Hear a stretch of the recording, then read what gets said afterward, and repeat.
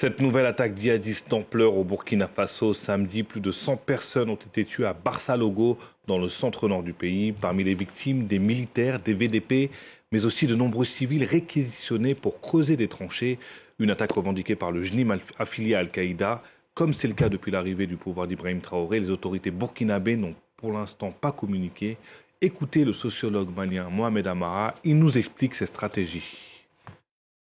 Certes, le pouvoir d'Ibrahim Traoré tente de contrôler l'information, tente aussi de ne pas davantage angoisser les populations burkinabées et alentours, mais il y a un effet boomerang qu'il ne faut pas oublier, c'est-à-dire cette stratégie qui consiste à contrôler l'information, à retenir l'information et à ne rien divulguer, pourrait s'avérer effectivement contre-productive le jour où les Burkinabés sauraient le coût humain de ce drame de Barcelogo.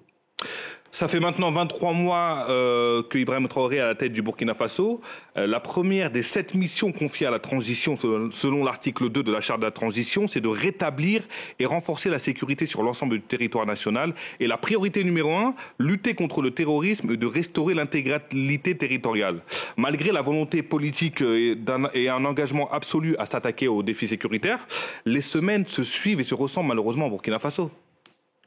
Bien sûr, tout s'est passé à l'encontre de ce qu'ils avaient prévu. Vous l'avez bien rappelé, Ibé, quand il a fait le putsch contre Damiba, c'était pour ramener la paix, c'était pour ramener la sécurité, c'était pour ramener le développement. Il se trouve que tout ça aujourd'hui, d'un point de vue bilan, n'existe pas et les différents massacres l'atteste fondamentalement. Aujourd'hui, la question qu'on se pose, c'est de savoir jusqu'où les Burkinabés sont capables de résilience pour rester comme tel quel sans exiger d'informations pertinentes, d'informations fiables